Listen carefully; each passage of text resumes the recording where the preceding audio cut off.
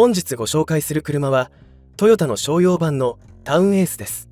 2008年から販売開始されたこちらの4代目はインドネシアのアストラダイハツモーターで生産されているグランマックスを日本向けに仕立てた車となります。グレードは DX と GL の2種類があり、今回のグレードは上級の GL で肉の4速 AT モデルです。フロントバンパーが黒ではなくボディカラーと同じになっているのが DX との大きな違いです。ライバルはこの前紹介した日産 NV200 となります。スタイルはボンネット型の NV200 に対して、こちらはエンジン、トランスミッションが運転席の下にあるキャブオーバー構造ですが、ボンネットがあるのでセミキャブオーバーになるのかと思います。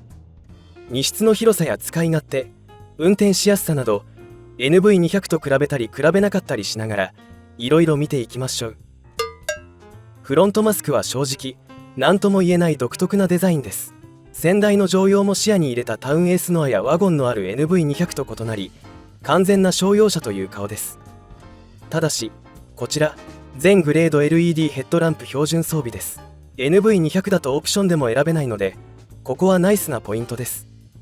サイドミラーにはターンランプがついていて、ここも NV200 では選べない点ですね。幅は 1665mm と今では珍しい5ナンバー未満サイズとなります。荷室幅への影響がどうなのか気になりますが、狭い道での取り回しはしやすそうです。横から見てみました。衝突基準対応の丸いフロント部分と真四角のリア部分のデザインが正直マッチしていませんが、商用車なのでデザインより機能優先ですね。長さは 4065mm と NV200 より 335mm も短いです。そうなると荷室のサイズがどうなのか気になりますが、そこは荷室編で。背の高さは 1930mm と NV200 より 75mm 高いです。その分最低地上高が 190mm とオフロード SUV 並みに高く、多少の悪路でも走破できそうです。またこちら後輪駆動なので車体の下をプロペラシャフトが通っています。これが車高を上げている要因ですね。リアは四角です。兄貴分のハイエースによく似ています。インドネシアのグランマックスだとタウンエースのロゴの部分がバックドアの取っ手になっています。タイヤは14インチのライトトラック用です。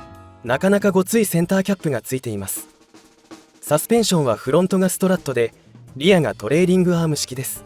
NV200 は板バネ式でしたが、こちらは左右にアームが通っています。ボンネットの中にはエンジンが入っていません。補給類が入っているのみです。エンジンはフロントシート下に配置されています。フロントシート座面を跳ね上げると 1.5 リッターの 2NRVE エンジンがお目見えします。この車縦置きエンジンとなっており、後輪駆動です。奥に縦置き4速のトランスミッションが見えます。駆動方式的にスポーティーな走りが期待できるかもしれません。では前席に乗っていきます。ハイエース、キャラバンほどではないですが、運転席が高いためよっこらセット乗ります。チルトステアリングやシートリフターは残念ながらついていませんが、170センチの私としてはかなりしっくりくるポジションです。ステアリングは NV200 ほど傾いているわけではなく、乗用車的な角度でいいです。フロントシートはヘッドレスト一体型ではなく珍しく分離型です。 DX も GL も両方ヘッドレスト分離型なのが良いですね。シート座面は座布団みたいにペラペラですが、意外と座り心地は悪くなく、長く乗っても腰痛は出ませんでした。ただシート下にあるエンジンからの熱気がすごいです。なるべくエンジンオフで撮影しているので熱気で汗だくになってしまいました。でタイヤハウスが張り出していますが、ペダルの位置は自然で足が曲がることがないです。というのも運転席を左、車の中央にずらしているためです。そのためアームレストに手が全然届きません。逆に助手席側のアームレストはシートギリギリまで来ています。足にはタイヤハウスが当たり窮屈です。強制的に足が斜めになります。なんかよくわからんが、とにかくすごい割り切りの車だということが伝わります。ドアパネルはアームレスト部分がグリップになっています。グリップがあるとドアが開けやすいので良いですね。またドアの上半分にファブリックが貼ってあって、プラスチックオンリーでないのは好感が持てます。前席の着座位置が高いので頭の空間は狭めですが、視界は非常に良いです。どこでも走れそうな安心感があります。ではエンジンを始動します。キーで回す式です。メーターは黒字に白文字で見やすいです。液晶も同様でカラーではないですが視認性は高いです。アイドリングストップがついており停止時間も見られます。インパネは昔の軽自動車感が正直ありますね。スイッチはこんな感じです。ミラー調整関係がアームレストではなくこちらにあります。ドリンクホルダーは掘り込み式です。その上のエアコンルーバーの調整方法は変わっていて、ルーバーをノブで動かすのではなく下についているスイッチで縦横動かす仕組みです。どうしてこうなったんでしょう。その横にはスマホ入れにはちょっと小さい何かを入れる隙間があります。ハイチュウあたりならちょうど挟まるかもしれません。エアコンは定評のあるダイヤル式です。インジケーターに穴が開いているデザインでダイヤルが小ぶりなのが特徴です。エアコンはよく効くのですがシート下にあるエンジンからの熱気も上がってくるので冬はいいのですが夏はなかなか厳しいですね。下には灰皿があります。最近友人ガソリンスタンドで灰皿捨てますかと聞かれなくなって久しいですね。サイドブレーキはハンド式です。その下には小物入れというか仕切りがあり財布など置くのに便利です。灰皿の横にはアクセサリーソケットがあります。蓋がついてないのですがこれが仕様のようです。助手席側にはオープントレーとかなり大きめなグローブボックスがついています。インパネは機能は十分ですが雰囲気は90年代です。ただナビがとても使いやすくバックカメラが綺麗なのでここで現代の車だなぁと認識します。ナビと他のギャップがカオスで不思議な感じの前席でした。この辺りは NV200 の方がまとまっているかつ乗用車感がありますね。あと給油口はここのスイッチで開けます。気づかんかったわ。後席に乗り込みます。スライドドアは軽くて開けやすいです。ちょっとフロアが高いので仕切りバーを持って乗り込むとスムーズです。シートはヘッドレストがないですがシートバックと座面が長めで良いですね。ただ中央のシートベルトがビヨビヨに伸びててもうちょっと収まらんかと思いました。足元スペースはある程度あるのですが伸ばそうとすると強固なエンジンスペースに足が当たり靴で押してもびくともしないのが難点です。こちら荷物の荷崩れを防ぐ仕切りバーがついています。ダイヤル外すとすぐ取れて前席をリクライニングさせることができます。ただし走行中は取り付けないとダメです。さらになくすと車検に通らなくなるので気をつけましょう。リアシートは左右席については NV200 よりこちらの方が座りやすいです。というのも NV200 だとシートベルトアンカーがかなり外に寄っていてシートベルトをすると尻がはみ出しそうになるのですがこちらは普通の位置です。また NV200 のスライド窓と違いこちらはリアドアの窓が開きます。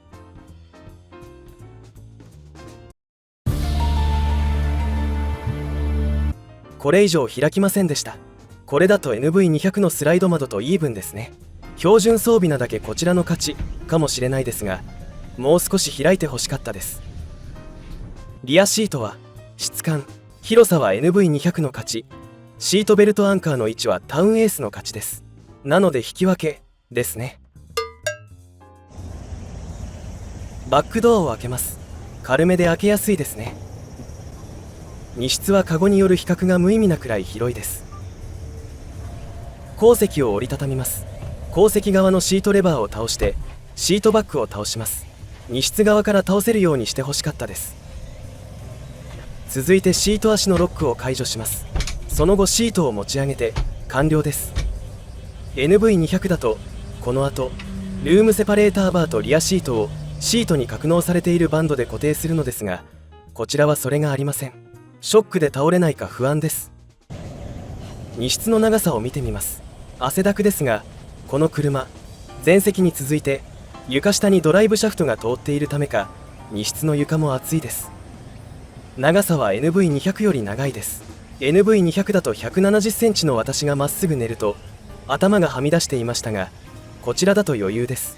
布団を敷けば同体格の男2人が余裕で寝られます。男同士で寝たくはないですがただ後席の固定が不安です。車中泊中に地震が起きて足に落ちてきたらなど気憂してしまいます。自分でバンド買ってきてくくった方が精神衛生上良いですね。NV200 の方がタイヤハウスの張り出しが小さく、フラットさ、床の冷たさ、床面の低さ、アレンジ用のネジ穴の数で勝っています。とはいえ一番重要であろう荷室長はタウンエースの勝ちです。また標準で荷室を閉める際のストラップがついているのも良いですね。スモール、ロービーム、ハイビーム、ウィンカー、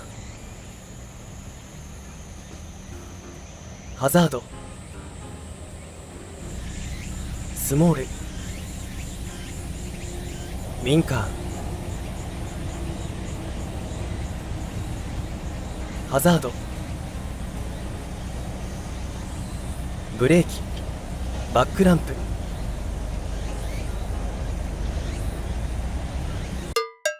一般道です。減速時ブレーキは最初スカッとしますが、奥の方でググッと効くタイプです。停車すると滑らかにアイドリングストップが効きます。アイドリングストップの再始動時はちょっと振動がきますね。ウィンカーはダイハツ定番の消す時に一度戻すタイプです。交差点などでハンドルを切るときは自動的にウィンカーが切れるのでいいですが、車線変更時など手で消す際にはコツが必要です。ハンドルは切り始めが結構重くスローめなので、直角の交差点などでは忙しく回す必要があります。狭い道です。ほぼ四角で鼻先が短いボディと高い位置に座っていることで地面を見下ろすような視点となり、車幅感覚が非常につかみやすく端に寄せやすいです。これなら狭い道でも気楽に走ることができます。これはすごく良いです。で、乗り心地の方は細かい段差でガタガタショックがきます。現在空荷なので荷物を乗せたらちょうど良くなりそうです。一方、大きな段差というか入力が入ってくるとボヨンとうまくいなしてくれます。なのでスピードが乗ってくればなかなか走りやすいです。あとは音ですが、下からはエンジン音、後ろからはボディの跳ねる音や地面からの音などいろいろな音が入ってきます。これは商用車なのでしょうがないところです。加速については荷物の積載を想定したギア比になっているようで、1速が結構もたつきます。その後2速、3速、4速と忙しくシフトアップする感じでかなりローギアードです。 125cc くらいのオフロードバイクみたいなギア比と加速感となっています。これは NV200 の方がスムーズで力強いですね。山坂道の上りです。やはりフル積載想定のローギアードさによるためか、なんとも重く感じます。2速と3速の間を行ったり来たりで登るのが精一杯という感じで、フル積載した K の NA の箱版の3速オートマ車かなという走りです。なのでハンドリング云々の話は上りでは控えさせていただきます。下りです。こちらだとグラビティのパワーでローギアード感はなくなります。こちらのエンジンというかオートマ、エンブレがほぼ効かないのでアクセルオフでコロコロ転がっていきます。カーブだとフロントがコーナーにスッと入ってから後ろがついてくる感じでなかなか面白く走ることができます。とはいえコーナーでロールはそれなりにしますのと、車高が 1930mm もあるので無理はできないですが、流す分には良いです。このカーブでフロントがスッと入っていく感覚がなかなか面白く、ちょっと癖になるハンドリングです。この辺りの感覚が FR っぽさなんでしょうか。基本 FF ばかり乗っているので正直よく分かりませんが、フロントの軽さは良いなぁと感じます。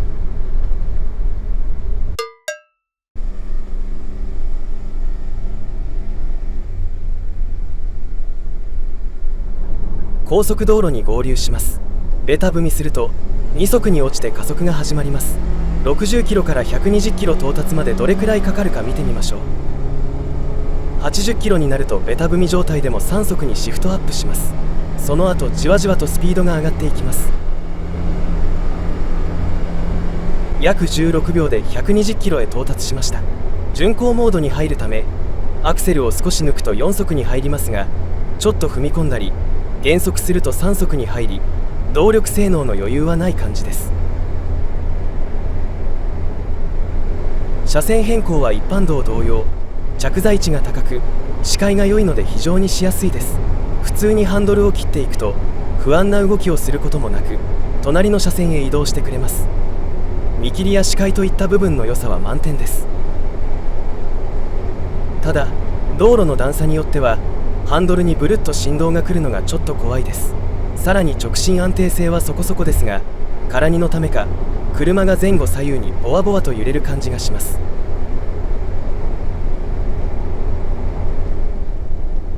ということで120キロ巡航もできなくはないですが、いろいろなところからノイズが入ってきて正直うるさかったりで結構疲れるので、90キロくらいで走るのが無理がなくて良いと思います。で、この車を6時間くらい乗ったのですが、その後手がしびれていました。低速域での細かい段差での振動、高速域で段差を踏んだ時の振動がじわじわ手に蓄積した感じです。122.8 キロ走って燃費は 11.7 キロリッターでした。遠慮なく踏みまくっていたのに NV200 の 10.9 キロリッターより良かったのはさすがトヨタエンジンというところでしょうか。このタウンエース、荷室が長いのがすごく良いです。 NV200 よりコンパクトで荷室が長く、スペース効率ではトップです。また価格も NV200 よりお求めやすくなっております。同じようなグレードで比べると40万円ほど安くなっています。この差はかなり大きいです。ただし内装と走りの質感は NV200 の方が良いです。正直タウンエースは仕上げが粗い部分が散見されます。私が会社の社長なら社用車にタウンエースを入れますが、個人事業主として自分で乗るのであれば NV200 を選びます。社用車、宅配用の車であればタウンエース、プライベートでも使ったり移動することも目的に入っていれば NV200 という印象でした。なかなか個人で購入することはないと思いますが、今回見てきたタウンエース、自分の目的に合致すれば最高の相棒になりそうですが、そうでないとなんか違うぞ、手放すとなりそうな癖の強さがある車です。何より荷室スペースが最優先なんだよという最近のトヨタっぽくない尖っている作りが刺さるかどうかが分かれ目です。検討される方は内装の吟味と長めの試乗をお勧めします。では今回も最後までご視聴いただきありがとうございました。面白かったらチャンネル登録、高評価、コメントいただけると嬉しいです。では次の乗り物でお会いしましょう。さようなら。